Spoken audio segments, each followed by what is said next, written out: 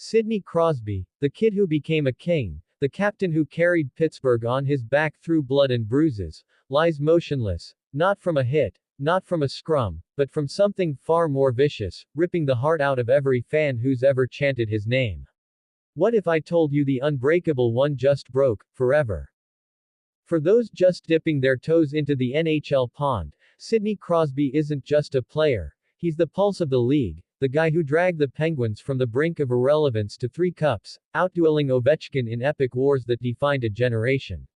Born in Nova Scotia, forged in the fires of junior hockey, he's the face of Canadian pride, the sniper with a smile that hides a warrior's edge, racking up over 1,600 points like it's child's play. But hold on, because right now, as the world spins on October's chill, that legacy hangs by a thread thinner than a skate lace. Please like, share, and subscribe for more NHL content. Picture it. Game 7 against the Caps, 2018, Crosby's eyes burning like twin infernos as he pots the winner, the building erupting in a roar that shakes the steel girders. That's Sid, clutch, unbreakable, the guy who stares down concussions and comes back swinging. Fast forward to last season, he's still weaving magic at 38, sniping goals that make goalies weep, leading the Pens in a playoff push that had us all believing in one more miracle run. Yet whispers started creeping in during training camp this fall, subtle at first, like fog rolling off the Allegheny. Crosby misses a practice, shrugs it off as minor tweak. Fans chuckle, post memes of him hoisting the cup in his sleep. But then, another absence. Reporters huddle like wolves outside the rink, pens poised, sensing blood in the water. The beat drops harder. October 1st, Penguins home opener looms, tickets sold out months ago, the city buzzing with that electric pregame hum.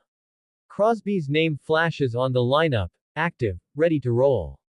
Hearts swell. But as warm-ups hit the ice, something's off. His stride. A hair slower. His shot. It clangs harmlessly off the crossbar during drills. We shrug. Veteran legs, right. Nothing a coffee and a power play can't fix. Cut to halftime of the broadcast, intermission chatter filling the void. Analysts dissect the first period like surgeons. Crosby's line is clicking, but he's deferring passes more than usual. Deferring. Sid doesn't defer, he demands the puck like it's his birthright. My gut twists watching from the stands, that familiar dread bubbling up, the kind you feel when your hero's armor starts to crack. Then, the second period whistle blows, and it's like the hockey gods hit pause. Crosby pulls up lame on a routine zone entry, clutching his chest, face twisted in a grimace that no camera angle can soften. Teammates swarm him, Geneva, Malkin, the whole blue line forming a human shield, but he's waving them off, stubborn as ever, skating to the bench on sheer willpower. The crowd holds its breath, a collective gasp echoing through the rafters.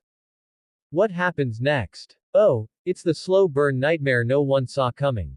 Trainers huddle, whispers turn to shouts behind closed doors. The third period ticks by without him. Penguins claw to a 3-2 win, but it feels hollow, like celebrating a goal after the buzzer. Post-game presser. Sullivan's face is granite, Sid's day-to-day, precautionary.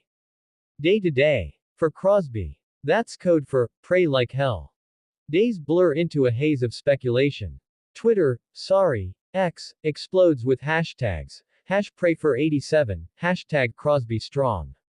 Fans flood PPG Paint's arena with flowers, jerseys draped over railings like battle flags. I was there, shoulder to shoulder with diehards in black and gold, the air thick with unspoken fear. Is it the neck? The wrist that sidelined him for half a decade? Or something darker, lurking in the shadows of 20 NHL seasons? The league holds its breath too, NHL brass in hushed calls, wondering if the face of the franchise is flickering out. Rival fans, even those Caps diehards who loathe him, post quiet respects, hate the guy, but damn, get well Sid. It's that rare moment when the NHL feels like one big, bruised family, united in the grip of the unknown. October 3rd dawns gray and unforgiving. A vague team statement drops. Sidney Crosby is undergoing further evaluation for a personal health matter. Personal health matter. In hockey speak, that's the velvet hammer, euphemism for, brace yourselves.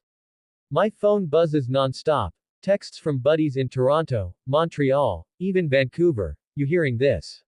What's the word? Tension coils tighter than a face-off circle.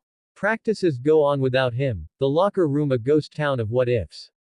Young guns like Carter step up, but it's not the same, the Penguin's soul is adrift.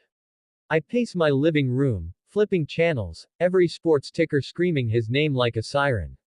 Fans start vigils outside the rink, candles flickering against the October wind, chanting, "Let's go Pens."